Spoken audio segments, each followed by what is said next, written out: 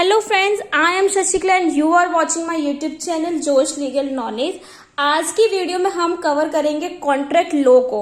अगर आपने क्लैट का फॉर्म भरा था जो 12th के बेस पे था, उसका एग्जाम उसकी डेट आ चुकी है, 23 जुलाई को उसका एग्जाम है। तो हमारे पास इतना ज्यादा टाइम नहीं है कि उस कॉन्ट्रैक्ट लॉ को पूरा सही से पढ़ने के लिए।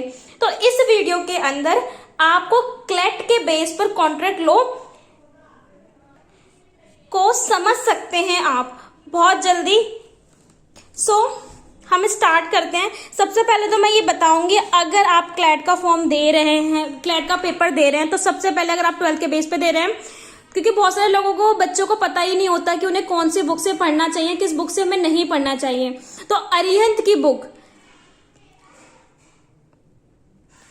Book shelf study guide CLAT, ऐसी बुक्स आएगी, मार्केट में अवेलेबल है। आप इस बुक को परचेज करें और इस बुक से आप तैयारी करें अपने क्लैट की, क्योंकि इसके अंदर सारे मटेरियल्स बहुत अच्छे दे रखे हैं।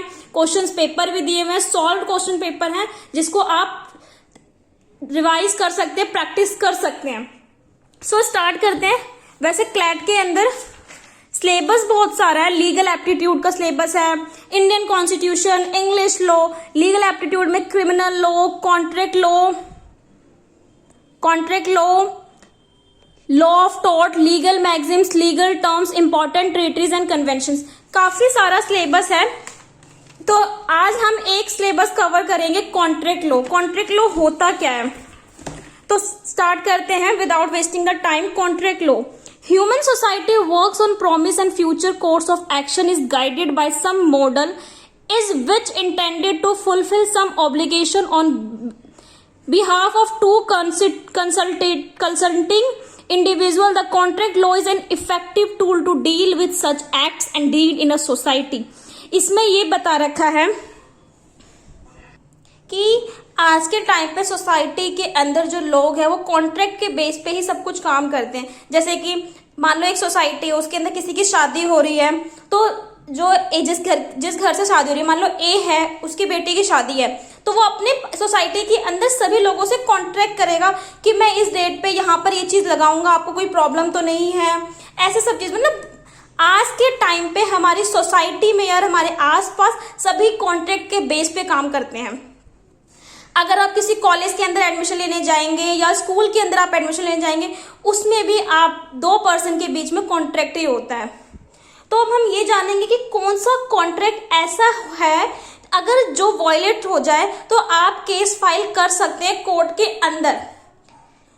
कॉन्ट्रैक्ट लॉ हम स्टार्ट करते हैं। सबसे पहले कॉन्ट्रैक्ट की definition section 2 clause H of Indian contract act 1872 में दिया हुआ है। तो एक contract is legally enforceable agreement between two or more parties with mutual obligation. The Indian Contract Act 1872 section 2 clause H define the term contract as an agreement enforceable by law. इसमें ये बोल रखा है कि कॉन्ट्रैक्ट जो भी आप कर रहे हो वो लीगली एनफोर्सेबल होना चाहिए। एग्रीमेंट दो पार्टीज के बीच में होना चाहिए। मान लो मैंने एक एग्जांपल यहाँ पर लिखा है कि दो पार्टीज के बीच में अगर कॉन्ट्रैक्ट हो रहा है किसी भी टॉपिक पे, मतलब बिजनेस के पर्पज से, तो जो ए पार्टी है सबसे पहले क्या करेगी, ऑफर देगी, बोलेगी ना कि हाँ, जैसे कि मान लो ए और बी है। ए जो है वो प्रिंसिपल है, ए जो है वो पेरेंट्स है चाइल्ड का जिसको अपने स्कूल में एडमिशन लेना है, एंड जो बी है वो प्रिंसिपल है। तो ए क्या कॉन्ट्रैक्ट करेगा इसके अंदर, ए कॉन्ट्रैक्ट करेगा कि हाँ मैं आपके, मतलब मेरा बच्चा आपके स्कूल में पढ़ना चाहता है, तो क्या क्या रिक्वायरमेंट है आप वो हमें बताएं, या आप मेरे बच्चों को लेना चाहते हो। तो ये एक ऑफर है, वो ऑफर दे रहा है बी को। बी कौन है, प्रिंसिपल। प्रिंसिपल अगर उसको एक्सेप्ट करता है तब जाके ये कॉन्ट्रैक्ट बनता है। तो दो पार्टीज का होना जरूरी है, क्योंकि कॉन्ट्रैक्ट तो आप अपने अकेले में तो कर नहीं सकते हैं, इसीलिए दो पार्टीज का होना नेसेसरी है। उसके बाद फर्स्ट पर्सन ऑफर देगा, सेकेंड पर्सन उसे एक्सेप्ट करने के लिए होना चाहिए। थर्ड, जो भी कॉन्ट्रैक्ट हो रहा है वो लॉफुल ऑब्जेक्ट होना चाहिए। इसमें बता रखा था कि लॉफुल ऑब्जेक्ट, जैसे कि एडमिशन का पर्पज जो है वो एक लॉफुल ऑब्जेक्ट है, और इलीगल अनलॉफुल ऑब्जेक्ट नहीं होना चाहिए। जैसे कि आप स्मगलिंग का कॉन्ट्रैक्ट कर रहे हो, वो एक अनलॉफुल ऑब्जेक्ट है। इसीलिए मेन ये देखा जाता है, क्योंकि अगर आप स्मगलिंग का काम कर रहे हो और सेकंड पार्टी ने कॉन्ट्रैक्ट को वायलेट किया तो आप कोर्ट में जाके नहीं बोल सकते हो कि हाँ इसने वायलेट किया। क्यों? क्योंकि आपका लॉफुल ऑब्जेक्ट था, आपका अनलॉफुल ऑब्जेक्ट था। जो ऑब्जेक्ट जिस बेस पे आप कॉन्ट्रैक्ट बना रहे हो वही वैलिड नहीं था, तो कॉन्ट्रैक्ट को हम आगे, कॉन्ट्रैक्ट वो होगा ही नहीं, वो वॉइड हो जाएगा। तो सबसे पहले दो पार्टीज का होना जरूरी है, सेकंड ऑफर होना चाहिए, थर्ड एक्सेप्टेंस, फोर्थ एक कॉन्सिडरेशन वर्ड है। कॉन्सिडरेशन का मतलब होता है कि आप कुछ उसके बिहाफ पर दे रहे हो। जैसे कि ए जो है वो अपने बच्चे का एडमिशन करवा रहा है बी के पास, तो ये क्या कर रहा है, ये इसको एडमिशन तो करवा रहा है और ये इसको नॉलेज प्रोवाइड कर रहा है, बट ए क्या कर रहा है, ए पैसे दे रहा है उसको, उसकी फी पे कर रहा है और बी उसको नॉलेज दे रहा है। तो यहाँ पर ऐसे एग्जाम्पल के तौर पे वो समझते हैं, मान लो ए एंड एक बी है। जो ए है वो शॉपकीपर है, बी इज अ चाइल्ड। तो ए के पास पेंसिल होती है, ए जो है वो स्टेशनरी का काम करता है, बी उसके पास आके बोलता है कि सर मुझे पेंसिल चाहिए और वो पेंसिल उसको देता है, बट बी उसकी जगह पे क्या देता है, उसको पैसे देता है। तो ये होता है कॉन्सिडरेशन, कि एक चीज के बदले दूसरी चीज को रिटर्न करना। तो ये इसको पैसे मिल गए और इसको पेंसिल मिल गई। ऐसे ही हमारा कॉन्सिडरेशन का मतलब यही होता है कि दो पार्टीज के बीच में जब कॉन्ट्रैक्ट होगा तो कॉन्सिडरेशन होना बहुत जरूरी है, लेन देन होना बहुत जरूरी है। ऑब्जेक्ट लॉफुल बता दिया मैंने। एक है नेक्स्ट कंसेंट, दोनों पार्टीज की कंसेंट होना जरूरी है, क्योंकि जब तक दोनों पार्टीज की कंसेंट नहीं होगी तब तक वो कॉन्ट्रैक्ट नहीं होगा। Agreement must be capable of performance, और जो एग्रीमेंट या जो कॉन्ट्रैक्ट किया है उसे कंटिन्यू परफॉर्मेंस में लेके आना होना चाहिए। ऐसा नहीं ए ने बोल दिया कि हाँ मैं अपना बच्चा भेज दूंगा, आप एडमिशन कर लो, बी ने कर भी लिया एडमिशन, ए ने फर्स्ट मंथ की फी पे कर दी, बट जब वो आगे कंटिन्यू गया ही नहीं और इसने मतलब ए ने अपने बेटे का एडमिशन कहीं और करवा दिया और बी ने केस कर दिया कि ए जो है अपना बच्चा भेज नहीं रहा है, फी पे नहीं कर रहा है, तो नहीं, उसने परफॉर्मेंस को कंटिन्यू किया ही नहीं है। आई होप आपको कॉन्ट्रैक्ट का मीनिंग समझ में आ गया होगा। हर एक एग्रीमेंट कॉन्ट्रैक्ट बनता है। एग्रीमेंट जैसे कि मान लो दो फ्रेंड है, ए और बी फ्रेंड है आपस में। ए ने बोला बी को कि हम ना शाम के टाइम मूवी देखने जाएंगे, पर बी क्या करता है, बी कहता है हाँ हम जाएंगे, बट बी को कोई काम आ जाता है, बी शाम को रेडी नहीं हो पाता और वो नहीं जा पाता। तो ये भी एग्रीमेंट है, इन दो के बीच में भी एग्रीमेंट हुआ है। बट अगर बी रिफ्यूज कर देता है तो ए इस बेस पे कोर्ट जाके केस फाइल नहीं कर सकता कि उसने एग्रीमेंट को वायलेट किया है, क्योंकि हमेशा जो भी एग्रीमेंट होना चाहिए वो कौन सा होना चाहिए, लॉफुल होना चाहिए। लॉफुल तो ये भी था कि वो मूवी देखने जा रहे थे, बट ऐसे एग्रीमेंट्स को हम कोर्ट के अंदर नहीं देखेंगे। तो हर एक एग्रीमेंट होने के बाद ही वो कॉन्ट्रैक्ट बनता है, बट हर कॉन्ट्रैक्ट एग्रीमेंट नहीं होता। अब हम आगे पढ़ते हैं एग्रीमेंट क्या होता है। कॉन्ट्रैक्ट के एलिमेंट्स बहुत इंपॉर्टेंट है। अभी तक हमने 5-6 एलिमेंट्स पढ़े हैं। फर्स्ट एलिमेंट दो पार्टीज होना चाहिए, सेकंड ऑफर होना चाहिए, थर्ड एक्सेप्टेंस होनी चाहिए, फोर्थ कॉन्सिडरेशन होना चाहिए, दोनों पार्टीज कंसेंट होनी चाहिए, परफॉर्मेंस में वो काम होना चाहिए और ऑब्जेक्ट हमेशा लॉफुल होना चाहिए। अब हम पढ़ते हैं एग्रीमेंट क्या होता है। Section 2 clause E of Indian contract act 1872 define agreement as every promise and every set of promise forming the consideration for each other. इसमें बता रखा है every promise and every set of promise, जब consideration जब करते हैं आपस में उसे एग्रीमेंट कहते हैं। अभी मैंने आपको जो एग्जांपल दिया था पहले दो फ्रेंड्स वाला, उसके अंदर कॉन्सिडरेशन तो कुछ था ही नहीं।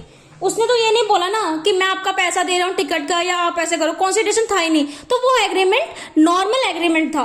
एग्रीमेंट ऐसे भी हो सकते हैं, ऐसा नहीं है कि आप हमेशा एग्रीमेंट जो करोगे कॉन्स्टिट्यूशन के बेस पे करोगे। बट अगर कोर्ट के अंदर जब आपको केस एग्रीमेंट या कॉन्ट्रैक्ट के बेस पे लेकर आना है तो आपको ये ध्यान में रखना चाहिए कि वो एग्रीमेंट हमेशा कॉन्सिडरेशन के बेस पर हो। अब हम पढ़ते हैं a promise is defined as an accepted proposal. इसमें बता रखा है कि जब तक सेकेंड पर्सन एक्सेप्ट नहीं करेगा तब तक वो एग्रीमेंट नहीं होगा।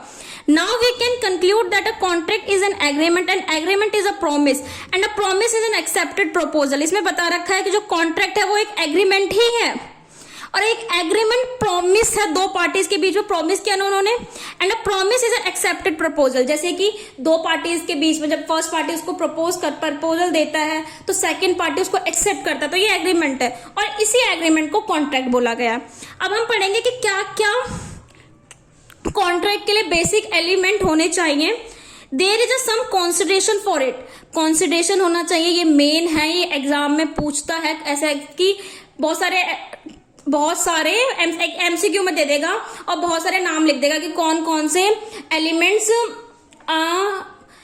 कॉन्ट्रैक्ट के अंदर एलिमेंट्स होते हैं और कौन से नहीं होते। तो आपको एलिमेंट सारे याद करने पड़ेंगे क्योंकि क्वेश्चन किसी तरीके से भी वो पूछ सकता है। There is some consideration for it, first consideration होना चाहिए। The parties are competent to contract, जो पार्टीज है वो कॉन्ट्रैक्ट के लिए कॉम्पिटेंट होना चाहिए। कॉम्पिटेंट का मतलब होता है कि कोई पर्सन ल्यूनेटिक या अनसाउंड माइंड नहीं होना चाहिए, अनसाउंड माइंड नहीं होना चाहिए या ल्यूनेटिक नहीं होना चाहिए। अनसाउंड माइंड का मतलब होता है कि जैसे कि जो इंसान, जो बच्चा है या कोई भी, वो साउंड माइंड ना हो, अनसाउंड माइंड हो। साउंड माइंड का मतलब होता है कि वो कैपेबल है हर चीज को समझने के लिए, बट अनसाउंड माइंड क्या होता है, अनसाउंड माइंड क्या होता है, वो पर्सन जो कैपेबल नहीं होता किसी चीज को समझने के लिए, चाहे और कॉम्पिटेंट के अंदर वो पर, जैसे कि इनकॉम्पिटेंट के अंदर पहले हम इनकॉम्पिटेंट समझेंगे। इनकॉम्पिटेंट के अंदर अनसाउंड पर्सन जो कैपेबल नहीं है या जिसको कोई बीमारी है बहुत टाइम से, या लुनेटिक होना चाहिए, पागल होना चाहिए, या माइनर होना चाहिए, ये इनकॉम्पिटेंट में आते हैं क्योंकि माइनर कॉन्ट्रैक्ट नहीं कर सकता। आगे हम पढ़ेंगे कि माइनर कॉन्ट्रैक्ट क्यों नहीं कर सकता है। तो कॉम्पिटेंट होना चाहिए, कॉम्पिटेंट मतलब वो पर्सन मेजर होना चाहिए, कैपेबल होना चाहिए हर चीज को समझने के लिए, और वो डिस्क्वालीफाइड ना हो। किससे डिस्क्वालीफाइड? बाय लॉ के द्वारा। अभी हम आगे जानेंगे कि डिस्क्वालीफाइड का मतलब क्या है, उसको अच्छे से कैसे है, तो हम कंटिन्यू लाइन के अकॉर्डिंग समझते हैं।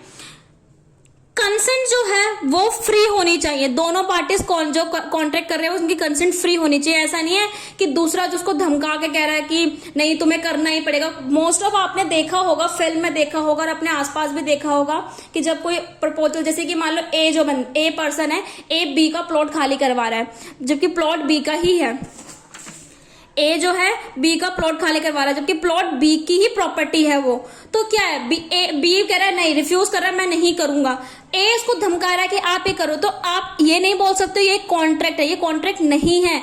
धमका कर कोई काम किसी से करवा रहा है वो कॉन्ट्रैक्ट नहीं होगा। यहाँ पर सबसे पहले तो लॉफुल ऑब्जेक्ट ही नहीं है, ऑब्जेक्ट भी यहाँ पर अनलॉफुल है, कॉन्सिडरेशन भी नहीं हो रहा क्योंकि वो उसकी प्रॉपर्टी जानबूझ के खाली करवा रहा है। सो कंसेंट होना जरूरी है दोनों पार्टीज के, और कंसेंट भी ना फ्रीली होना चाहिए, ऐसे नहीं कि कोई किसी पे बाउंडेशन लगा रहा है। Offer and acceptance, offer from one party and it's acceptance by other parties, मतलब एक पर्सन जो है वो ऑफर करेगा, होता ही है ऐसे, जब तक कोई पर्सन ऑफर नहीं करेगा तो सेकंड पर्सन एक्सेप्ट नहीं कर सकता। तो एक ऑफर करने वाला होना चाहिए और एक एक्सेप्ट करने वाला होना चाहिए। ऐसा नहीं है यहाँ पर अगर टू पार्टीज बोल रखा है कि दो पार्टीज के बीच में कॉन्ट्रैक्ट, तो 3-4 पार्टीज कॉन्ट्रैक्ट नहीं कर सकती है वो। मिनिमम 2% रिक्वायरमेंट है यहाँ पर कि 2% होने ही चाहिए कॉन्ट्रैक्ट के लिए। Intention to create legal obligation, जो भी आप कॉन्ट्रैक्ट बना रहे हो वो एक लीगल ऑब्लिगेशन के थ्रू होना चाहिए, लीगली होना चाहिए, आप इलीगल कोई काम नहीं करो। जैसे कि मान लो आप कोई भी, आपका ऑब्जेक्ट जो कॉन्ट्रैक्ट का वो लीगल है बट आप वो लॉफुल है बट आप इलीगल तरीके से रहे हो। जैसे कि ए और बी, ए को कॉलेज में एडमिशन चाहिए और बी इज अ प्रिंसिपल, तो बी बोलेगा इसको कि आप अपने सारे डॉक्यूमेंट्स लेके आओ। जो ए है, ए के डॉक्यूमेंट सारे गलत होते हुए भी बी उसको, उस बच्चे को एडमिशन नहीं दे सकता। क्यों? क्योंकि यहाँ पर लॉफुल ऑब्जेक्ट है, एडमिशन हो रहा है बच्चे का, बट यहाँ पर क्या है, इलीगल तरीके से काम किया जा रहा है, तो वो चीज वैलिड नहीं है कॉन्ट्रैक्ट के अंदर। The term of the agreement must not be vague or uncertain, हमेशा जो एग्रीमेंट है वो सर्टेनिटी होनी चाहिए, शीघ्रता होनी चाहिए, ऐसे नहीं कि वो अनसर्टेन हो जाए, रुक जाए। The agreement must be capable of performance, कि वो कंटिन्यू काम में होना चाहिए, ऐसा नहीं होना चाहिए वो रुक जाए। मैं यहाँ पर 3 वर्ड मेन बताती हूँ, 3 जो चीज है, क्योंकि बच्चों को समझ में नहीं आता है। जो लॉ के स्टूडेंट है जिन्होंने ये सब चीज पढ़ रखी है उन्हें तो बहुत जल्दी समझ में आ जाएगा, बट जिन बच्चे ने स्टार्ट ही की है लॉ का, क्योंकि आप क्लैट का एग्जाम दे रहे हो तो आपको इतनी नॉलेज नहीं होगी, तो मैं यहाँ पर एक चीज बताती हूँ, रुको वेट।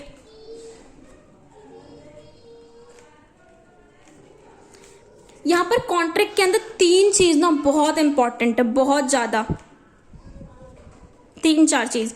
फर्स्ट है वॉइड, वॉइड एब इनिशियो, वैलिड, वॉइडेबल और इनवैलिड। तो सबसे पहले तो नॉर्मल वैलिड हम समझेंगे। वैलिड क्या होता है, अगर मान लो ए और बी के बीच में कोई भी कॉन्ट्रैक्ट हुआ है और वो लॉफुल है हर चीज है, तो वो चीज वैलिड है। इनवैलिड, अगर कोई भी एलिमेंट कमी हो जाए तो वो इनवैलिड हो जाएगा। बट वॉइड क्या होता है, वॉइड का मतलब होता है कि कोई चीज खत्म करना। वॉइड वो शुरू से ही मना है, प्रोहिबिट है काम को करने के लिए। जैसे कि आप स्मगलिंग का कोई अनलॉफुल ऑब्जेक्ट से काम कर रहे हो, तो यहाँ पर क्या है, वो पहले से ही प्रोहिबिटेड है ना, गवर्नमेंट ने तो नहीं कहा कि आप स्मगलिंग कर सकते हो। तो ऐसे काम वॉइड होते हैं। और वॉइड मतलब होता है कि प्रोहिबिटेड करना किसी काम को, वो खत्म है। वॉइड एब इनिशियो क्या होता है, वो स्टार्टिंग बिगिनिंग से ही खत्म है, बिगिनिंग से ही वो चीज वैलिड नहीं है। स्मगलिंग का काम कर रहे हो या कोई और काम कर रहे हो, वो अनलॉफुल अगर काम कर रहे हो तो वो वॉइड एब इनिशियो है, वो कॉन्ट्रैक्ट में शुरू से ही वॉइड है। तो आप उसके बेस पे कोर्ट में जा नहीं सकते हो। अगर स्मगलिंग का काम कर रहे हो आप कोर्ट में जा नहीं सकते, तो कोर्ट में जज बोल देंगे वो तो वॉइड एब इनिशियो है, आपने कॉन्ट्रैक्ट कैसे कर लिया। वॉइड का मतलब, वॉइड एब इनिशियो स्टार्टिंग से, वॉइड का मतलब आप प्रोहिबिटेड करो उसको, उस चीज को रोको, वो चीज है ही नहीं। वॉइडेबल क्या होता है, मान लो वो चीज शुरू से तो चलती हुई आ रही है, बट मान लो ए और बी ने कॉन्ट्रैक्ट किया, वो चल रहा है, वैलिड कॉन्ट्रैक्ट है, बट एक सर्टेन टाइम पे हमें लगता है कि वो चीज गलत हो रही है या कुछ भी चीज है, तो उसको हम वहीं स्टॉप कर देते हैं, उसको बोलते हैं वॉइडेबल कॉन्ट्रैक्ट। आई होप आपको ये 3-4 टर्म्स ना समझ में आ जाएंगे, क्योंकि 3-4 टर्म्स ना बहुत ज्यादा इंपॉर्टेंट है कॉन्ट्रैक्ट के अंदर। क्योंकि आप अभी बेयर एक्ट, आपके पास इतना टाइम नहीं है कि आप पूरी बेयर एक्ट्स को समझे, क्योंकि बेयर एक्ट्स की लैंग्वेज इतनी टफ होती है कि इजीली समझ में आती नहीं है। सो आपको ये टर्म समझना बहुत इंपॉर्टेंट था। अब हम करेंगे essential condition of a valid offer. एक वैलिड ऑफर के लिए इसेंशियल कंडीशन क्या होना चाहिए?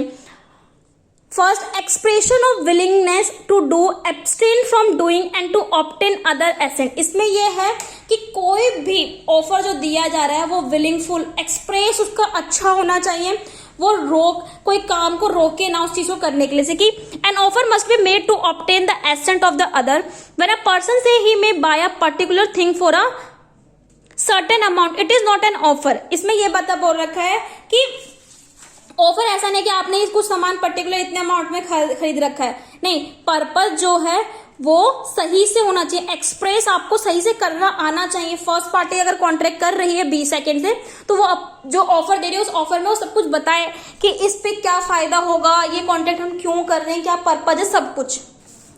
Second, intention to contract. There is no provision in the Indian contract act requiring that an offer or its acceptance should be made with the intention of creating legal relation, while under English law it is so. However, the court generally presume intention to enter into the legal relation. जैसे कि इसके अंदर ये बात बोल रखा है intention to contract. अगर ए ने बी को ऑफर दिया और बी ने उसको एक्सेप्ट कर लिया और उस काम को करा जा रहा है, तो कोर्ट ये प्रिज्यूम कर लेगी कि आपकी इंटेंशन थी उस कॉन्ट्रैक्ट को करने के लिए। थर्ड होना चाहिए express or implied offer. A valid proposal may be made by words, express offer or by conduct implied offer. कोई भी ऑफर आप दे रहे हो, आप एक्सप्रेस में भी दे सकते हो, इम्प्लाइड के तरीके से भी दे सकते हो, आप एक्सप्रेसली कर सकते हो और इम्प्लाइडली भी कर सकते हो। Certainty offer, terms of the offer must be certain and not vague. जो भी ऑफर है वो सर्टेन होना चाहिए। For example, A agree to sell to B his white horse for ₹500 or ₹1000. There is nothing to show which of the two price was to be given, thus it is not a valid offer. For example,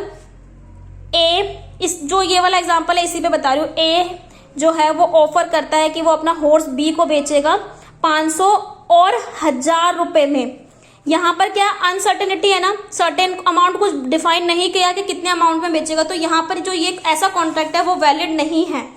तो certainty होना बहुत ज्यादा जरूरी है कि क्योंकि अभी आप कॉन्ट्रैक्ट जब कर रहे हो तो बताया था ना कि ऑफर अगर आप कर रहे हो तो उसमें हर चीज को आपको मेंशन करना पड़ेगा। अगर आपने मेंशन नहीं किया तो वो कॉन्ट्रैक्ट वैलिड नहीं होगा, जैसे इसके अंदर नहीं है। Communication of offer. The proposal must be communicated to other party, and communication of a proposal is component when it complete when it comes to the knowledge of the person to whom it is made. Communication of offer. सबसे main बात, एक offer या जब कोई person offer कर रहा है तो वो कम्युनिकेट करेगा सेकंड पर्सन को, तभी सेकंड पर्सन को पता चलेगा या उसको एक्सेप्ट करेगा। तो कॉन्ट्रैक्ट के अंदर कम्युनिकेशन करना बहुत जरूरी है, क्योंकि विदाउट कम्युनिकेशन तो आप अपनी बात दूसरे को बता ही नहीं सकते। एक्सप्रेसली और इम्प्लाइडली का मतलब क्या होता है? एक्सप्रेसली का मतलब होता है कि आप उसे एक्सप्रेस कर रहे हो हर चीज सही से, और इम्प्लाइड आप उस चीज को कर रहे हो। आगे हम पढ़ेंगे कि ऑफर भी किस किस टाइप के होते हैं। इसमें बोल रखा है A propose by letter to sell a horse to B at a certain price. The communication of offer proposal is complete when B receive the letter. इसमें बता रखा है कि ए ने कॉन्ट्रैक्ट किया बी, ए ने प्रपोज जब प्रपोजल दिया था वो लेटर के थ्रू दिया था कि वो हॉर्स को सेल करेगा बी को इस सर्टेन प्राइस में। सर्टेन प्राइस कुछ भी हो सकता है, यहाँ पर सर्टेन प्राइस बोला, यहाँ पर 1000 रुपए भी हो सकता है, कुछ भी वो बता सकता है, पर वो एक अमाउंट बताएगा, 10 अमाउंट नहीं बताएगा। The communication of the proposal is complete when B receive the letter. इसमें बता रखा है कि कम्युनिकेशन तब वैलिड हम मानेंगे जब A ने तो ऑफर प्रपोजल दे दिया और B ने उसको रिसीव कर लिया। अब हम पढ़ते हैं essential element of a valid contract. अभी हम ऑफर पढ़ रहे थे कि आप ऑफर किस तरीके से कर सकते हो। अब कॉन्ट्रैक्ट के वैलिड एलिमेंट्स पढ़ेंगे जो हम पहले पढ़ चुके हैं, बट अब उसको हम सही से पढ़ेंगे। फर्स्ट है जनरल ऑफर। दो टाइप के ऑफर्स होते हैं, एक जनरल ऑफर और एक होता है specific offer.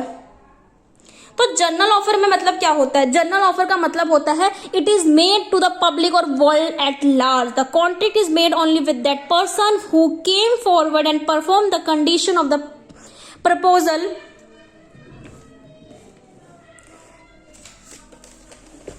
such a performance amount to acceptance of performance. The communication of acceptance is not necessary.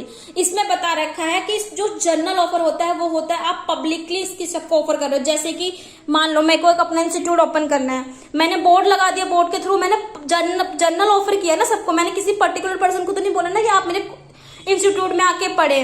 Specific offer क्या होता है? It is made to specific और एन असर्टेन पर्सन। आप किसी पर्टिकुलर पर्सन को, स्पेसिफिक पर्सन को साथ contract कर रहे हो।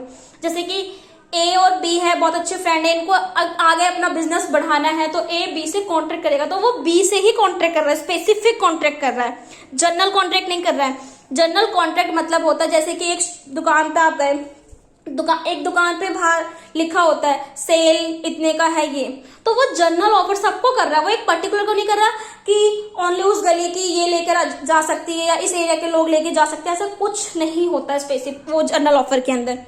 अब हम पढ़ेंगे offer and invitation to treat में क्या डिफरेंस है। An offer is the final expression of willingness by the offeror to be bound by the willingness or bound by his offer. Sometimes a person may not offer to sell his good but make some statement or give some information with the view to inviting other to make offer to on that basis.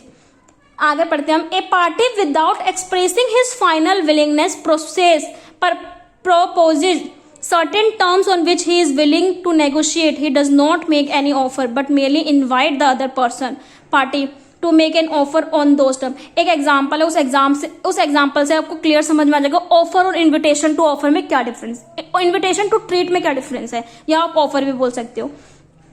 A book seller send catalogue of books indicating price of various books to many person.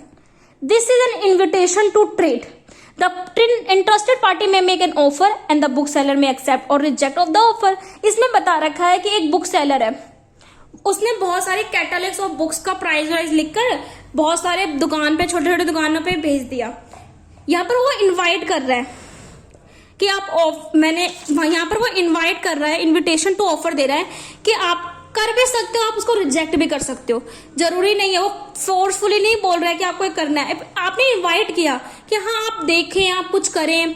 But offer में क्या होता है? Offer मतलब होता है कि आपको वो चीज ऑफर का मतलब होता है कि इसके अंदर आप बाउंड हो, आपको हर चीज फाइनल एक्सप्रेशन देना पड़ेगा कि आप कैसे कॉन्ट्रैक्ट करोगे, कैसे नहीं करोगे।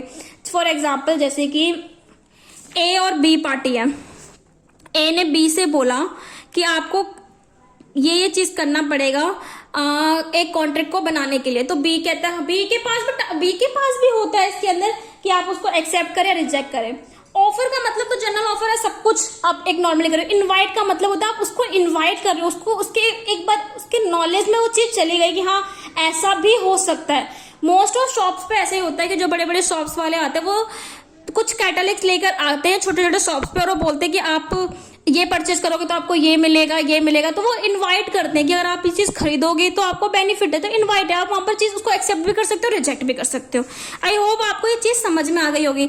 अगर आपको इसमें अभी तक जो मैंने पढ़ाया उसमें से कोई भी प्रॉब्लम है तो प्लीज आप मुझे कमेंट बॉक्स में मैसेज करके बताएं, उसके बाद मैं उसको डिटेल में एक बार अच्छे से एक्सप्लेन कर दूंगी, क्योंकि हमारे पास इतना ज्यादा टाइम नहीं है जिसपे हम लोग बहुत ही ज्यादा अंदर डिटेल में जाए। अभी बस मैं आपको हर चीज का एक ओवरव्यू दे रही हूँ कि आपने इतना भी पढ़ लिया तो आप क्लैट का एग्जाम क्लियर कर सकते हैं। आई होप आप सब अपने घर पे बैठ के पढ़ाई कर रहे होंगे। तो आपको हार्ड वर्क करना है, क्योंकि 23 जुलाई को एग्जाम है और ये एग्जाम होना है। और आपके एग्जाम्स कोई सब्जेक्टिव नहीं है, ऑब्जेक्टिव बेस पे है। ऑब्जेक्टिव पे तो बहुत ज्यादा हार्ड पड़ जाता है, क्योंकि सब्जेक्टिव होता है तो बच्चा लिख लेता है सब कुछ जो उसको पता है, बट ऑब्जेक्टिव में आपको एक टिक करना है, यहाँ इसमें नेगेटिव मार्किंग भी है। सो स्टार्ट करते हैं acceptance. Section 2 Clause B of Indian Contract Act 1872 define acceptance as when the person to whom the proposal is made signify his assent thereof. The proposal is said to be accepted. A proposal when accepted become a promise. Thus acceptance is the assent given to the proposal. अगर किसी person ने offer किया और सामने वाले person ने उसको accept कर लिया तो उसको हम एक्सेप्टेंस कहेंगे, जो सेक्शन 2 क्लोज बी में डिफाइंड है। यहाँ पर सेक्शंस को याद करना बहुत जरूरी है कि किस सेक्शंस में क्या बात बोली, क्योंकि ये डायरेक्ट भी क्वेश्चन पूछ सकते हैं कि इस सेक्शंस में ये बात बोली है और क्या चीज नहीं है। कॉन्सिडरेशन क्या होता है, मैंने कॉन्सिडरेशन का आई होप आपको सही से समझ में आ गया होगा, पर हम तो भी पढ़ते हैं। It constitute the very foundation of the contract and agreement not supported by consideration is void. अगर किसी एग्रीमेंट के अंदर कॉन्सिडरेशन नहीं है तो वो कॉन्सिडरेशन क्या, वो कॉन्ट्रैक्ट क्या है, वॉइड हो जाएगा। आई होप आपको वॉइड का मतलब समझ में आ जाएगा, वो कॉन्ट्रैक्ट खत्म हो जाएगा। It is the cause of promise and it is absence would make the promise a grievous or bare promise nudum pactum। इसमें बता रखा है कि अगर आप किसी चीज को प्रॉमिस कर रहे हो कुछ काम को करने के लिए तो आपको काम कर रहा होना चाहिए, आप उसको अब्सेंस नहीं कर सकते हो।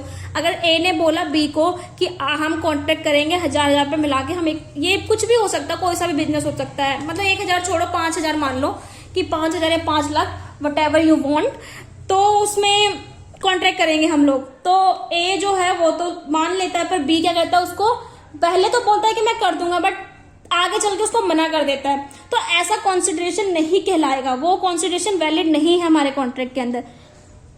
Consideration is the price for which the promise of offer is bound. इसमें बताएगा कॉन्सिडरेशन एक ऐसा प्राइस है, वो प्राइस ऐसा नहीं है कि वो पैसे में होना चाहिए, वो किसी चीज में भी हो सकता है, कुछ भी हो सकता है। तो जैसे कि मान लो मैंने एग्जांपल आपको दिया था पेन वाला, ए और बी, जो बी बच्चा उसने तो पैसे दिए, पर ए ने क्या दिया, ए ने तो उसको पेन दिया ना। तो ऐसा नहीं कि आप पैसों का बस लेन देन करोगे, नहीं, एक चीज के ऊपर दूसरे चीज को देना लेना। Consideration is the price for which अभी बताया था। Example, if A makes an agreement to sell his laptop to B for 10,000, then 10,000 is the consideration for A's promise to sell his laptop। इसमें यही बोल रखा है कि A अपना लैपटॉप सेल करना चाहता है B को, तो A ने बोला है कि मैं अपना लैपटॉप 10,000 में बेचूंगा और B उसको एक्सेप्ट करता है, तो जो 10,000 है, तो 10,000 यहाँ पर कॉन्सिडरेशन है। आई होप आपको ये चीज समझ में आई होगी। अब हम पढ़ते हैं कैपेसिटी टू कॉन्ट्रैक्ट, कि कौन पर्सन कैपेसिटी है। मैंने ये भी आपको बताया कि कॉम्पिटेंट कौन पर्सन होना चाहिए और इनकॉम्पिटेंट कौन होता है। तो सबसे पहले it remains the legal competence of a person to enter into a valid contract. Valid contract के लिए कॉम्पिटेंट पर्सन होना चाहिए, इनकॉम्पिटेंट पर्सन नहीं होना चाहिए। इनकॉम्पिटेंट जैसे कि माइनर नहीं होना चाहिए, लुनेटिक नहीं होना चाहिए, अनसाउंड माइंड का नहीं होना चाहिए। ऐसे पर्सन इनकॉम्पिटेंट होते हैं कॉन्ट्रैक्ट को करने के लिए। Usually the capacity to contract refer to the capacity to enter into legal agreement and the competence to the perform some act। किसी भी एग्रीमेंट को करने के लिए वो लीगल होना चाहिए, the basic element to enter into a valid contract is he she much have a sound mind. एक वैलिड कॉन्ट्रैक्ट को उस एग्रीमेंट के अंदर आने के लिए साउंड माइंड पर्सन होना बहुत जरूरी है कि जो हर चीज को समझ सके। The person or parties incompetent to contract. ऐसे अब हम पढ़ेंगे कौन से पर्सन है जो इनकॉम्पिटेंट होते हैं कॉन्ट्रैक्ट के लिए। First, minor person. A minor cannot make a promise foreseeable in law. An agreement made by a minor person is absolutely void. अगर एक माइनर कॉन्ट्रैक्ट करता है वो एब्सोल्युटली void होता है। यहाँ पर माइनर 18 साल के नीचे के बच्चों को बोला जाता है। हमारे लॉ के अंदर 18 एज जो है वो डिफाइन कर रखी है कि 18 एज के ऊपर के बच्चे वो कॉम्पिटेंट होते हैं, वो माइजर होते हैं, बट 18 से नीचे के जो बच्चे होते हैं वो माइनर होते हैं। No estoppel against minor. Estoppel का मतलब होता है stop. When a minor misrepresent at the time of contract that he is a major, the question arise that whether the law of estoppel apply against him or not. इसमें बता रखा है कि अगर माइनर ने गलती से मिसरिप्रेजेंट कर दिया, जैसे कि ए ने बी से कॉन्ट्रैक्ट किया, ए उस टाइम पे 17 साल या 16 साल का था, पर ए कैपेबल था हर चीज को समझने के लिए, उसने एज अ मेजर रिप्रेजेंट अपने आप को किया, मिसरिप्रेजेंट किया यहाँ पर, क्योंकि वो बंदा 18 का है ही नहीं, वो 16 का है, उसने 18 के तरीके से अपने आप को रिप्रेजेंट किया। तो जो सेकंड पार्टी है अगर वो कॉन्ट्रैक्ट कर लेती है और उसका काम आगे तक चलता है, तो यहाँ पर जो सेकंड पार्टी है वो क्या उसका तो नुकसान हो रहा है ना। उसको जब पता चला कि ये माइनर है और ऐसे कर रहा है तो उसका भी नुकसान हो रखा है। पर यहाँ पर क्या है, यहाँ पर ये बात बोल रहा है कि it is define the law of estoppel can not be apply against the minor, कि एस्टॉपल माइनर को आप वहां पर रोक नहीं सकते हो, माइनर से आप कॉम्पनसेशन नहीं ले सकते हो। बस आप इतना कर सकते हो, माइनर की जो फैमिली हो गया, जो भी लीगल गार्जियन होंगे, उसको आप बोल सकते हो आप उसके बिहाफ पे काम करें। Even if the act fraudulently, अगर माइनर ने फ्रॉडुलेंटली भी काम सब कुछ कर दिया तो भी आप उसके अगेंस्ट में कोई भी स्टॉपल नहीं कर सकते उस कॉन्ट्रैक्ट को। No liability in contract or in tort arising out of contract. A minor may be liable in tort generally, however he will not be liable for a tort arising out of contract for the reason that such liability is an indirect way of enforcing his agreement. इसमें बता रखा है कि आप एक minor चाहे tort के अंदर लाइबल हो सकता है, बट जैसे कि मान लो टॉर्ट के अंदर कैसे एग्जाम्पल्स आते हैं, ए ने जो है, ए जो 16 साल का बच्चा है, उसने किसी को उल्टा बोल दिया, बहुत गलत बोला कि जो उसकी मोडेस्टी को हार्म करता है, तो बी केस कर सकती है on the behalf of court के लॉ ऑफ टॉर्ट के उस पे। तो ए जो है वो कॉम्पनसेशन देने के लिए लाइबल है, बट कॉन्ट्रैक्ट जब वो कर ले कॉन्ट्रैक्ट के अंदर वो ऐसा चीज लाइबल नहीं होती है, किसी को कॉम्पनसेशन वो नहीं देगी। Doctrine of restitution. Doctrine of restitution applies against a minor. When a minor obtains property or good by false representation, he can be compelled to restore it by only so as long as he traceable by his possession. Doctrine of restitution किसके against में होता है? Minor के against में होता है। When a minor obtains property or good by false representation, he can compel to restore it. यहाँ पर डॉक्टर ऑफ रेस्टिट्यूशन उस पर्सन को लगता है जिस पर्सन ने माइनर्स के साथ कॉन्ट्रैक्ट किया। मान लो ए ने कॉन्ट्रैक्ट किया था बी के साथ, बी जो ए था वो माइनर था, अब बी का तो नुकसान हो रहा है, तो बी क्या करेगी? बी कुछ कर नहीं सकती, कॉम्पनसेशन के लिए लाइबल नहीं है, तो बी क्या करेगी? ओनली डॉक्ट्राइन ऑफ रेस्टिट्यूशन लगाकर अगेंस्ट माइनर के अगेंस्ट में रेस्टिट्यूशन लगेगा, और उससे जो भी प्रॉपर्टी दी है, चाहे वो अमाउंट में हो या किसी भी चीज में हो, वो उसको रिस्टोर कर सकती है, दोबारा ले सकती है अपनी पोजीशन में। पर्सन ऑफ साउंड माइंड जो सेकंड है, फर्स्ट तो माइनर पर्सन होना चाहिए, जो ये इनकॉम्पिटेंट पर्सन बता रहे हैं कि माइनर पर्सन इनकॉम्पिटेंट है। सेकंड है person of unsound mind. Unsound mind में पर्सन कौन, जैसे कि लूनेटिक आते हैं। A person is said to be of sound mind for the purpose of making a contract if at the time when he makes it he is capable of understanding it and forming a rational judgement as to effect upon his interest. इसमें बता रखा है कि sound mind कौन सा person होता है। Sound mind वो पर्सन होता है जो कॉम्पिटेंट है, जो समझने के लिए योग्य है, कॉन्ट्रैक्ट कर सकता है, बट अनसाउंड माइंड नहीं कर सकता। जैसे कि मान लो किसी को बीमारी है, किसी के माइंड में कोई प्रॉब्लम है, ऐसे पर्सन चाहे वो मेजर हो, मान लो 30 साल का एक पर्सन है, वो थोड़ा कैपेबल नहीं किसी चीज को समझने के लिए, उसको माइंडली कोई डिस्टर्ब है तो वो कॉन्ट्रैक्ट नहीं कर सकता, वो अनसाउंड माइंड में आएगा। A person who is usually of unsound mind but occasionally of sound mind may make a contract when he is of sound mind. ऐसा नहीं है कि जो पर्सन पहले अनसाउंड माइंड था बट बाद में जाके वो साउंड माइंड हो गया, समझदार हो गया है, तो वो कॉन्ट्रैक्ट नहीं कर सकता। वो कॉन्ट्रैक्ट कर सकता है। And make a contract when he is a sound mind. A person who is usually of sound mind but occasionally of unsound mind may not make a contract when he is of unsound mind। ऐसा नहीं जैसे कि मान लो एक person है, वो सही है, वो समझदार है, 18 साल मेजर भी है वो, ठीक है, बट 30 साल के जाने के बाद उसे कोई बीमारी होती है जिसके कारण उसका माइंड सही से वर्क नहीं करता है। तो पहले तो वो साउंड माइंड था ना, तो ऐसा नहीं है कि वो कॉन्ट्रैक्ट के लिए लायबल नहीं है। जो उसने पहले कॉन्ट्रैक्ट किया था वो वैलिड कॉन्ट्रैक्ट था, वो चलेगा। बट अब वो कौन करेगा? वो उसके गार्जियंस करेंगे या कोई और देखेगा। बट वो कॉन्ट्रैक्ट आप वो पर्सन है उस कॉन्ट्रैक्ट को आगे लेके लिए चल सकता है, उस कॉन्ट्रैक्ट पे आगे वो काम नहीं करेगा क्योंकि अब वो अनसाउंड माइंड हो गया है। एग्जाम्पल के तौर पे a patient in a lunatic asylum who is at a interval of sound mind may contract during those interval. Sound mind person contract कर सकता है। A same man who is delirious from fever or who is so drunk that he cannot understand the term of contract or a rational judgment as to its effect on his interest cannot contract। अगर एक टॉक्सिकेट person है, उसने दारू पिया और जो capable नहीं है किसी चीज को समझने के लिए, वो भी कॉन्ट्रैक्ट नहीं कर सकता है। डिस्क्वालिफाइड पर्सन, याद रखना जब डिस्क्वालिफाइड पर्सन आता है तो डिस्क्वालिफाइड बाय लॉ ही होता है। The incompetent person are those who are disqualified from contracting by any law to which they are subject। Example, alien, enemies, foreign sovereign and ambassador, convict etc। मान लो कोई भी person terrorist, India का ही person है, वो गलत काम कर रहा है या उसने सही से काम नहीं किया अपने टाइम पीरियड में, तो उसको डिस्क्वालिफाइड कर देगी लॉ कि आप कुछ कॉन्ट्रैक्ट नहीं कर सकते हो किसी भी पर्सन से। फ्री कंसेंट होना बहुत जरूरी है। अभी तक तो हमने 3 पढ़ा था कि इनकॉम्पिटेंट में कौन कौन आता है, माइनर आता है और अनसाउंड माइंड का पर्सन आता है और डिस्क्वालिफाइड ऑफ पर्सन। अब हम पढ़ेंगे फ्री कंसेंट क्या है। फ्री कंसेंट बताया था कि दोनों की कंसेंट फ्री होनी चाहिए, कोई रीजन नहीं होनी चाहिए। अब पढ़ते हैं हम इसमें। सेक्शन 30 के अंदर बता रखा है कि कंसेंट की डेफिनेशन क्या होती है।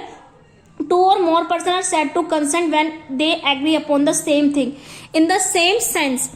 This is known as a consensus ad idem. इसका मतलब है कि जब 2 पार्टी कॉन्ट्रैक्ट करती है, उनकी जो कंसेंट होती है उसको बोला जाता है कंसेंसस एड इडम। ये एक मैक्सिम है और इसको ये भी इंपॉर्टेंट है, इसको याद करना चाहिए क्योंकि आपके मैक्सिम्स भी आपके एग्जाम में आएंगे। लास्ट ईयर का प्रीवियस ईयर का क्वेश्चन पेपर जब उठाओगे तो उसमें बहुत सारे मैक्सिम्स भी पूछे हुए थे। वो डायरेक्टली मैक्सिम्स पूछे हुए थे कि इस मैक्सिम्स का मतलब क्या, और बहुत सारे ऑप्शंस दिए थे और वो ऑप्शंस भी होते हैं वो कोरिलेट होते हैं। अगर आपने नहीं पढ़ा तो आपको समझ में नहीं आएगा वो। 2 or more person बताया था। Consent is said to be free होनी चाहिए, इज नॉट कोज बाय, ऐसी नहीं होनी चाहिए कैसी, बाय कोएरेजन, अंडर इन्फ्लुएंस। कोएरेजन का मतलब था किसी को डरा धमका के कुछ काम करवाना। अंडर इन्फ्लुएंस, गलत इन्फ्लुएंस में नहीं होना चाहिए, इन्फ्लुएंस हमेशा सही होना चाहिए। फ्रॉडली नहीं होना चाहिए। मिस रिप्रेजेंटेशन नहीं होना, जैसे कि यहाँ पर पर्सन जो था माइनर था, उसने अपने आप को रिप्रेजेंट गलत तरीके से किया था, तो ऐसा भी कॉन्ट्रैक्ट नहीं होना चाहिए क्योंकि फ्री कंसेंट वहां पर थी नहीं। बट सेकंड वाले पर्सन को तो पता था कि हाँ ये मेजर ही है क्योंकि उसने अपने आप को प्रेजेंट ऐसा किया है, ठीक है। मिस्टेक, कि कोई भी ऐसा कॉन्ट्रैक्ट फ्री कंसेंट नहीं है जो गलती से किया जाए। आप ऐसे नहीं बोल सकते ए और बी ने जब कॉन्ट्रैक्ट किया कि हम 50 लाख रुपए आप दो, 50 लाख मैं दूंगा, हम ऐसा बिजनेस करेंगे, कुछ भी आपने कर दिया और आप बाद में नहीं कह सकते कि अरे मैंने तो कॉन्ट्रैक्ट मिस्टेक से किया था, मेरे तो कोई कंसेंट ही नहीं थी, ऐसा आप नहीं बोल सकते हो। अब कोएरिजन का मतलब यहाँ पर बता रखा है, an agreement to which the consent is caused by coercion is voidable all the option of the party whose consent was so caused. अगर आप एग्रीमेंट करते हो और वो कंसेंट आपकी बाय कोएरिजन से होती है तो वो वॉइडेबल हो जाएगी। वॉइडेबल मतलब स्टार्टिंग से तो ठीक था, चल रहा था, बट आगे चल के वो कॉन्ट्रैक्ट वॉइड हो जाएगा, खत्म हो जाएगा।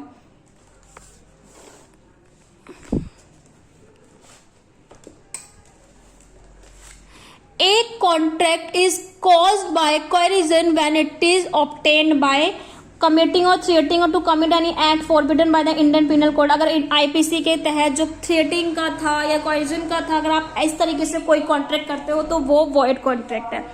अनलॉफुल डिटेनिंग और threatening to detain any property, अगर आप अनलॉफुल किसी की प्रॉपर्टी को डिटेन कर रहे हो वो भी आप कोएरिजन से कर रहे हो और कोएरिजन जो है वो कॉन्ट्रैक्ट में इनवैलिड है। ए थ्रेटन टू शूट बी, ए धमकाता है, बी को बोलता है इफ बी, मैं पूरा पढ़ती हूँ उसके बाद समझाती हूँ। A threaten to shoot B if B does not agree to sell his property to A at a stated price B consent has been obtain by coercion. इसमें बता रखा है ए बी को बोलता है अगर वो अपनी प्रॉपर्टी नहीं बेचेगा तो मैं उसको शूट कर दूंगा। तो यहाँ पर क्या है, वो बाय कोरिजन, बाय उसको धमका रहा है ना, तो ये चीज कॉन्ट्रैक्ट नहीं है। Under influence where the relation subsisting between the parties are such that one of the parties is in position to dominate the will of other and uses that position to obtain an unfair advantage over the other, there is a said to be under influence। इसमें बता रखा है कि आप किसी के influence में आके कोई डोमिनेंट का मतलब होता है कि किसी इंफीरियर को वो डोमिनेट कर रहा है, अपने चला रहा है, उसे बोला जाता है डोमिनेंट पर्सन। तो डोमिनेंट, आप अंडर इन्फ्लुएंस में नहीं आ सकते। जैसे कि ए और बी ने जब कॉन्ट्रैक्ट किया तो बी ये नहीं बोल सकता कि अरे मैं तो सी के इन्फ्लुएंस में आकर मैंने कॉन्ट्रैक्ट किया पर मैं कॉन्ट्रैक्ट करना नहीं चाहता था। नहीं, उसकी कंसेंट फ्री होनी चाहिए, अंडर इन्फ्लुएंस के तौर पे नहीं होनी चाहिए। A having advance money to his son, A ने एडवांस मनी अपने बेटे को दिया। B during his minority upon B coming of A is obtained by misuse of parental influence, a bond from B for a greater amount than the sum due to respect of the advance A employee with undue influence। इसमें बता रखा है कि A ने अपने बेटे को advance में पैसा दिया। क्यों A दिया? जो B है, ड्यूरिंग हिज माइनॉरिटी के टाइम पे। अपॉन B is coming of A is obtained, जब B मेजर हुआ by misuse of parental influence. और उस जैसे कि बहुत ऐसा देखा ही होगा आपने कि जो पेरेंट्स होते हैं जो रिच फैमिली से बिलोंग करते हैं वो अपने माइनर बच्चे के नाम पे प्रॉपर्टी कर देते हैं या कुछ भी कर देते हैं। जब वो मेजर हुआ, बड़ा हुआ, उसने उस प्रॉपर्टी को पेरेंट के इन्फ्लुएंस में कुछ गलत तरीके से यूज कर दिया। तो यहाँ पर ऐसे नहीं बोल सकते कि पेरेंट्स जो है वो उनके चक्कर में, उनके इन्फ्लुएंस में आके बेटे ने ऐसा कुछ किया। नहीं, उसने तो पहले ही पैसे दे दिए थे ना, तो ऐसे अंडर इन्फ्लुएंस में नहीं आ सकता कोई। फ्रॉड क्या है? An agreement to which the consent caused by fraud is voidable at the option of the parties whose consent was so caused। Fraud means and include any of the following act committed by a party to a contract or with his convenience or by his agent done with intent to deceive or to induce a person to enter into a contract। Fraud का मतलब होता है कि कोई गलत तरीके से काम करना है, फ्रॉडली काम कर रहा है। जैसे कि ए और बी के बीच में कोई भी कॉन्ट्रैक्ट हुआ है, अगर ए बोलता है कि हाँ मैं ये काम करूंगा, बी भी बोलता है, बी ने करा भी थोड़ा सा, बट बी ने फ्रॉड तरीके से, उसका इंटेंशन जो था वो फ्रॉड तरीके से था। लॉ में ना कुछ भी कोई भी केस है उसमें ना हमेशा इंटेंशन बहुत जरूरी होती है कि उस पर्सन की इंटेंशन क्या थी। जब आप क्रिमिनल लॉ पढ़ोगे ना, तो अगर आईपीसी भी पढ़ोगे, तो जब अभी मैं कवर करूंगी, मैं क्रिमिनल लॉ का टॉपिक्स भी कवर करूंगी, अगर उसमें जब आप पढ़ोगे तो आपको इंटेंशन पे बहुत ज्यादा फर्क पड़ेगा कि इंटेंशन क्या थी। तो फ्रॉड अगर काम कर रहे हो तो इंटेंशन होना बहुत जरूरी है। अब आगे पढ़ते हैं हम। The essential of fraud are that there should be a false statement of fact by person who himself does not believe that the statement to true, there must be a wrongful intention also। Fraud हम उसको बोलेंगे जो वो statement दे रहा है और उस person को ही, जो दे रहा है उसी पर्सन को ये पता है कि ये गलत है, ये फॉल्स स्टेटमेंट है, बट उस फॉल्स स्टेटमेंट से सामने वाला पर्सन क्या कर रहा है, उस पर बिलीव कर रहा है, तो ये फ्रॉड कहलाएगा। अगर ऐसा भी कोई कॉन्ट्रैक्ट होता है तो वो वॉइड कॉन्ट्रैक्ट होगा। मिसरिप्रेजेंटेशन आप नहीं कर सकते हो। A contract the consent to which is induced by misrepresentation is voidable at the option of the deceive party. आप किसी सेकंड पार्टी के साथ मिसरिप्रेजेंट नहीं करते हो तब वो कॉन्ट्रैक्ट वॉइडेबल हो जाएगा। Misrepresentation means misstatement of a fact material to the contract when a person make a false statement which he himself believed to be true and he does not intend to deceive the other party, that is misrepresentation। जैसे सामने वाले person को ये लगे कि जो वो बोल रहा है या जैसे वो अपने आप को रिप्रेजेंट कर रहा है वो सही है, ऐसा कुछ नहीं है। एग्जाम्पल जब आप इसमें पढ़ोगे, जैसे कि the government auction certain forest cups a part of land and was occupied by a tenant. The forest department knew this fact but did not disclose to the purchaser the contract is vitiated by misrepresentation। इसमें बता रखा है forest department का एक person जो है उसको ये पता है कि इस फॉरेस्ट के अंदर ये बहुत सारी प्रॉब्लम्स होती है, शेयर आते हैं, बट जो उस फॉरेस्ट की लैंड को परचेज करता है सेकेंड पार्टी, वो उसको डिस्क्लोज नहीं करता, उसको पूरी इन्फॉर्मेशन सही से बताता नहीं है। तो यहाँ पर भी वो मिसरिप्रेजेंट कर रहा है ना, वहां जरूरी नहीं है कि आप वहां पर रिप्रेजेंट, यहाँ पर वो बता भी नहीं रहा तो भी वो मिसरिप्रेजेंट कर रहा है। उसके पास ये था कि आपको हर चीज डिस्क्लोज करना चाहिए बट आपने नहीं किया, तो भी वो एक मिसरिप्रेजेंटेशन में आएगा। अब हम पढ़ते हैं मिस्टेक क्या। मिस्टेक मतलब सबको पता है गलती होती है। Mistake means an erroneous belief about something. Mistake makes the contract void. Example, it is not enforceable at the option of either party. It may operate upon a contract into two ways. इसमें बता रखा है mistake का मतलब, mistake जो contract में अगर होता है वो कॉन्ट्रैक्ट void कहलाता है, क्योंकि वो enforceable by law है ही नहीं। दो तरीके से उसको ऑपरेट किया जा सकता है, जैसे कि it may defeat the consent all together or it may mislead the parties as to purpose which they contemplate. Example पहले बताती हूँ, उसके बाद ये बताती हूँ। A agree to buy from B certain horse. A जो है वो एग्री करता है कि वो बी से बी के हॉर्स को खरीदेगा सर्टेन अमाउंट में, जो भी है, या इस सर्टेन हॉर्स को, मतलब मान लो बी के पास 3-4 हॉर्स होंगे, व्हाइट में और ब्लैक में होंगे या कोई भी, तो ए ने सर्टेन हॉर्स को बोला कि मैं इसको खरीदूंगा। Or it may mislead the parties as to the purpose which they खरीदेगा। It turns out that the horse was dead at the time of the bargain through neither party was aware of the fact the agreement is void in account of mistake. अगर इसने बोला इस खरीदेगा पर B की वो जो certain horse था वो उसकी डेथ हो गई बार्गेन के टाइम पे, तो और वो ये बता नहीं रहा है कि मतलब वो मर गया और वो सोच रहा है कि मैं उसके बिहाफ पे किसी और हॉर्स को ना, व्हाइट हॉर्स को लाकर दे दूंगा, तो वो मिस्टेक कर रहा है ना, यहाँ पर वो सही से कर ही नहीं रहा काम, तो यहाँ पर वो मिस्टेक के थ्रू कॉन्ट्रैक्ट कर रहा, तो इस कॉन्ट्रैक्ट को भी वॉइड बोलते हैं, यही कॉन्ट्रैक्ट वॉइड हो जाएगा। Limitation of a freedom of contract, यहाँ पर बता रखा है कि लिमिटेशन क्या, आप कॉन्ट्रैक्ट में फ्रीडम नहीं हो, लिमिटेड है कुछ चीज, क्योंकि फ्रीली कोई हो जाएगा पर्सन तो कोई भी केस तो चलेगा ही नहीं ना कोर्ट के अंदर, क्योंकि वो फ्री था, वो तो बोल देगा कि मैं फ्री हूं किसी काम को करने के लिए। इसलिए लिमिट लगाना हर चीज पे बहुत जरूरी है। हम पढ़ाई पे लिमिट नहीं लगाते हैं, आप इस कॉलेज में जाओगे वहां भी लिमिटेशन होगी कि आपको इस टाइम से इस टाइम तक कॉलेज में रहना है, इतने टाइम का लंच पीरियड होगा, आप बाहर जाओगे तो इतने टाइम के लिए जा सकते हो, ये सब चीज लिमिटेशन हर चीज में आज के टाइम पे। Fourth, limitation on freedom of contract. For the validity of a contract, it is essential that the consideration and object should be lawful. हमें ये जानना बहुत जरूरी है, जो भी कॉन्सेंट हम कॉन्सेंट कर रहे हैं वो लॉफुल होना चाहिए। If the money is borrowed from the purpose of the marriage of a minor, the consideration for contract is the loan and the object is the marriage. यहाँ पर बता रखा है, पहली बात तो ये याद रखना है कि मैरिज के ऊपर अगर आप कोई कॉन्ट्रैक्ट कर रहे हो तो वो वॉइड है। डायरेक्ट क्वेश्चन पूछा हुआ है, प्रीवियस ईयर के क्वेश्चन पेपर आप उठा लेना, उसमें डायरेक्ट क्वेश्चन पूछ रखा है कि मैरिज का एक कॉन्ट्रैक्ट का पार्ट है, नहीं, मैरिज के अंदर जो भी कॉन्ट्रैक्ट किए जा रहे हैं वो वॉइड है, मैरिज एक कोई कॉन्ट्रैक्ट नहीं है।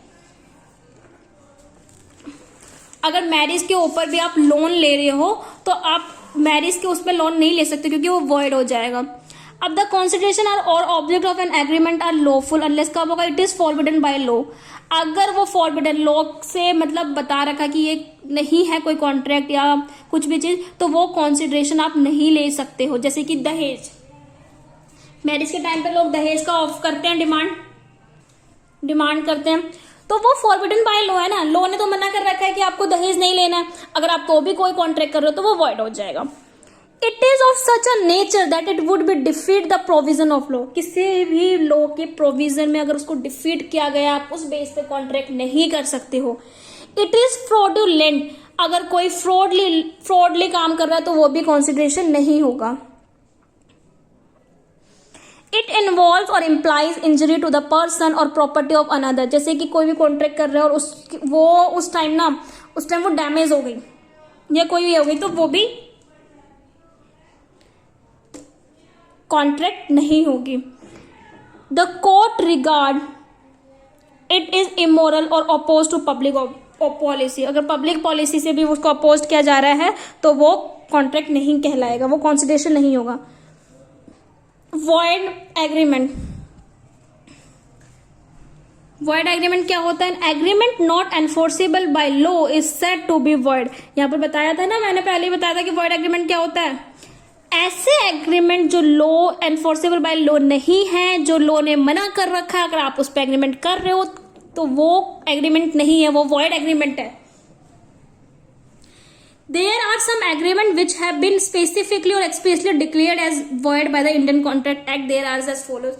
Indian Contract Act के अंदर ऐसे कुछ agreements बता रखे हैं जो starting से ही वो void है। तो फर्स्ट क्या, agreement of the which the consideration or object is unlawful।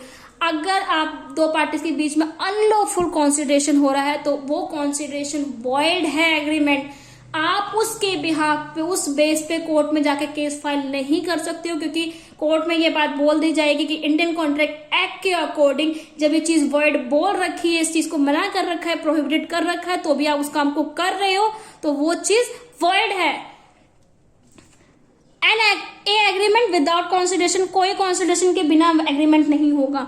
जैसे कि मैंने पहले ही आपको एग्जांपल दिया था, दो फ्रेंड के बीच में बात हुई कि हम चलेंगे मूवी देखने, बट नहीं गया, तो ऐसे ये एग्रीमेंट नहीं है, क्योंकि कॉन्सिडरेशन ही नहीं होता उन दोनों के बीच में। Agreement is restraint of marriage, एक एग्रीमेंट मैरिज के ऊपर रिस्ट्रेंट है, रोक लगा रखी है कि मैरिज एक कॉन्ट्रैक्ट नहीं है, मैरिज एक रिचुअल फंक्शन है, वो कोई कॉन्ट्रैक्ट नहीं। आप उसको बिजनेस के तौर पे मत लेके जाओ। कॉन्सिडरेशन उसमें ये नहीं है कि हम आपकी बेटी लेके जा रहे हैं तो आप पैसे लो, या जो भी आप पैसे दो और ये सब चीज आपको करनी पड़ेगी, नहीं, ये चीज गलत है।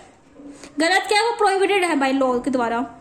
Agreement in restraint of legal proceeding, अगर जिस लीगल प्रोसीडिंग में रिस्ट्रेंट कर रखा है, रोक लगा रखी है, वो उस एग्रीमेंट को आप नहीं कर सकते, वो वॉइड एग्रीमेंट है। Agreement which are uncertain and ambiguous, ambiguous का मतलब होता है कोई चीज डिफेक्ट होना। किसी भी प्रोसीडिंग के टाइम पे वो एग्रीमेंट जो है उसमें कोई एरर है या एम्बिगियस है तो वो एग्रीमेंट वॉइड होगा। Agreement by way of wager, consent होने चाहिए। Agreement to do impossible act, वो एग्रीमेंट वॉइड एग्रीमेंट होगा जब वो इम्पॉसिबल है काम को करने के लिए।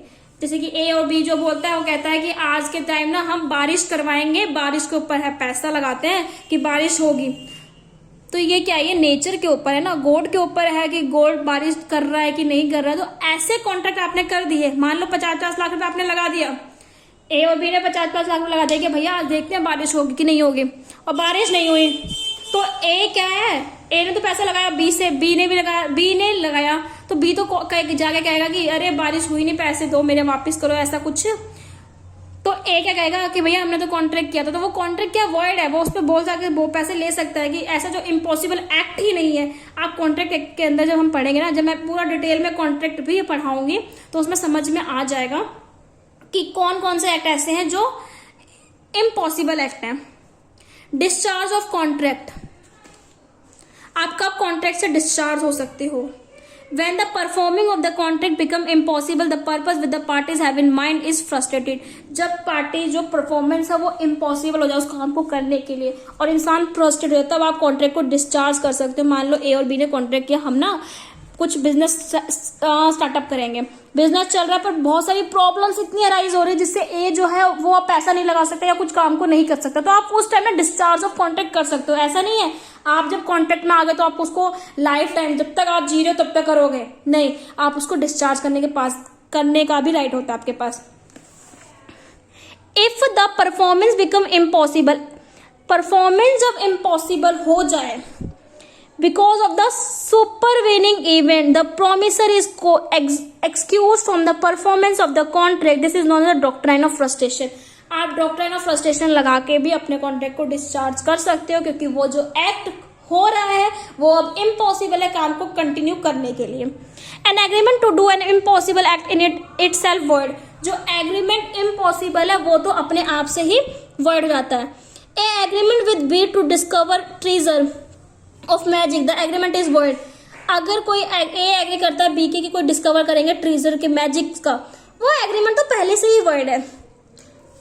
अब यहाँ पर देखो मेन जो है वो मैरिज के ऊपर आता है। A contract to marry B being already, A contract करता है कि वो बी से शादी करेगा being already married to C, जो बी है।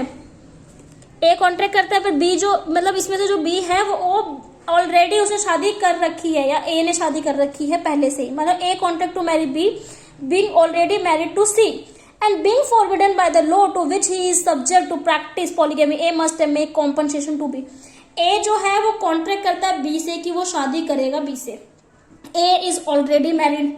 हिंदू मैरिज के अकॉर्डिंग हमने ये पढ़ा है, या आपने नहीं पढ़ा होगा क्योंकि अभी आपने स्टार्टिंग ही की है क्योंकि क्लैट का एग्जाम दे रहे हो। हिंदू मैरिज एक्ट में ये है कि एक हिंदू मैरिज पर्सन दो शादी नहीं कर सकता। आईपीसी के तहत भी आपको बहुत सारे प्रोविजंस मिल जाएंगे कि किसमें क्या पनिशमेंट है, कि आपने कंसील किया किसी मैरिज को या फ्रॉडलेंटली मैरिज कर रहे हो, बहुत सारे प्रोसीजर है। तो बी क्या है यहाँ पर, क्योंकि ए ने जो शादी करी थी बी से और बी जो ऑलरेडी मैरिड था सी से, और उसने जो ए है ना उसने बी के सामने इस चीज को छुपाया, तो ए क्या है, वो लायबल है कॉम्पनसेट करने के लिए बी को, क्योंकि बी का तो नुकसान हुआ, उसका प्रॉमिस टूटा, ये सब चीज। A contract to take in cargo B at a foreign port, A's government afterward declare war against the country in which the port is situated. The contract become void when war is declared. A contract करता है B से कि वो cargo उनका लेके जाएगा foreign port पर, but A government afterward, ए ने बी को बोला, जो बी फॉरनर है उसने बोला कि हम आपके कार्गो गुड्स होते हैं जो शिप के द्वारा लेके जाए जाते हैं, तो उसने बोला, पर ए के गवर्नमेंट ने क्या कहा कि वहां वॉर है और कोई बाहर नहीं जाएगा, तो ये कॉन्ट्रैक्ट ऑलरेडी डिक्लेयर किया जाता है वॉइड को, क्योंकि जब वो बाहर जा ही नहीं सकते तो कॉन्ट्रैक्ट कर ही नहीं सकते। अब revocation of offer and acceptance क्या होता है? एन ऑफर में बी रिवोक, आप किसी भी ऑफर को कभी भी, रिवोक मतलब होता है खत्म कर सकते हो, at any time before it is accepted and an acceptance made at the time before communication of acceptance is complete as against the offeror. इसमें बता रखा है कि एक पर्सन ने ऑफर किया है तो सेकंड पर्सन उसको कब रिवोक कर सकता है, या वो ऑफर जो पर्सन कर रहा है वो उसको कब रिवोक कर सकता है? जब तक कर सकता है जब सेकंड पर्सन की कम्युनिकेशन या उसने एक्सेप्ट करने का कोई मैसेज नहीं दिया है। मान लो एक पर्सन है ए और बी, ये ऑफर करता है बी को, कब करता है? 7 जुलाई को। ये इसमें लिखता है कि आपको 14 दिन के अंदर, मतलब 10 दिन के अंदर अंदर अपनी एक्सेप्टेंस देनी है बी को, मैसेज वो उसका उस लेटर में लिखता है। पर बी जो है ना, जो ए है वो 10, जैसे कि मान लो 10 दिन और, मान लो 17 जुलाई हो गई ना, तो 17 जुलाई से पहले अगर बी ने कोई रिसीव का मैसेज नहीं दिया और ए को रिवोक करना है, तो ए 17 जुलाई से पहले उसको रिवोक कर सकती है, रिवोक का मैसेज उसको दे सकती है। बट अगर 17, जैसे कि मान लो 17 जुलाई के बाद वो रिवोक करना चाहे तो उसमें बी की एक्सेप्टेंस होना बहुत जरूरी है। तो रिवोक का मतलब होता है कि आप उसे कब रिवोक कर सकती हो, अपने ही ऑफर को या अपने ही एक्सेप्टेंस को। ऐसे बी का भी होगा, अगर बी ने उसको पहले बोल दिया एक्सेप्ट करने के लिए और बाद में मना कर दिया तो वो रिवोक कर सकती है। तो ऐसे इन दोनों के बीच में भी कॉन्ट्रैक्ट या कंसेंट होना चाहिए। Invitation to offer and counter offer. Counter offer क्या होता है, इन्विटेशन टू ऑफर क्या होता है? Counter offer sometimes certain exchange of communication और willingness to eventually enter into a contract is mistaken for offer and acceptance in spite of their language which is similar to an offer और acceptance, no agreement is born. Counter offer होता है ऐसे offer जो हम exchange तो करते हैं अपनी कम्युनिकेशन को विलिंगनेस से, but mistaken for offer and acceptance in spite of the language. किसी लैंग्वेज से आप उस चीज को समझ नहीं पा रहे हो, कोई मिस्टेक हो रही है। मान लो मैंने अपना बोर्ड बनाया और मैंने बहुत सही से हर चीज मेंशन किया, बट क्या पता कुछ चीज गलत हो गई वहां पर और मैंने ध्यान नहीं दिया और सेकंड पार्टी उस चीज को देख रहा है, ऐसे ऑफर को हम काउंटर ऑफर बोलते हैं। इन्विटेशन टू ऑफर क्या होता है? When a person aspires his or willingness to enter into a contract but does not make an outright offer, it constitutes an invitation to offer. The best example of invitation to offer is displaying of good for sale. In this case, the seller is not making an offer but is inviting you to come and purchase a good. When you express willingness to purchase, your willingness constitute an offer. The shopkeeper is within his right to accept or reject your offer. इसमें बता रखा है आपने cell, कुछ भी cell के लिए लगा रखा है, मान लो आपने रेस्टोरेंट ओपन कर रखा है, आपने इनविटेशन सबको दिया कि हाँ अगर आप ये खरीदोगे तो आपको ये मिलेगा, जो भी है वटेवर आपने कुछ भी दिया हो, तो ये आपने इनवाइट टू ऑफर किया, आप इनवाइट कर रहे हो लोगों को। पर काउंटर ऑफर में क्या होता है? काउंटर ऑफर में होता है कि आप उसको स्पेसिफिक बता रहे हो कि आप ये चीज आ सकती है, यही आप एक्सप्रेस कर रहे हो हर चीज को। जैसे कि आप कोई भी अगर मैं इंस्टीट्यूट ओपन कर रही हूँ तो अगर मैं वहां पर लिखूंगी कि मेरे को लो के स्टूडेंट्स ही पढ़ाने हैं, तो मैं वहां पर मैंने काउंटर ऑफर किया ना, कुछ स्पेसिफाई कर दे कि आप यही आओगे। पर इनविटेशन टू ऑफर में क्या होता है? सबको इनवाइट आप कर रहे हो। Counter offer where instead of giving acceptance a person respond to an offer by making an counter offer.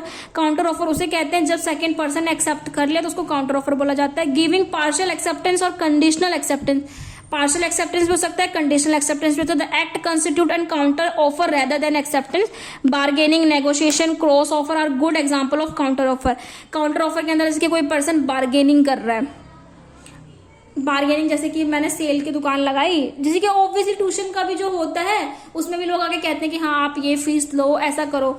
Offer मैंने दिया, मैंने कहा लो, बट लो के स्टूडेंट्स पढ़ाऊंगी, बट आकर लोग मुझसे ये कह रहे हैं कि नहीं आप, मैं बोलूंगी कि मैंने एक पर्सन के मेरे को 1000 रुपये लेने हैं, बट वो आगे कहेंगे नहीं आप 700 लो।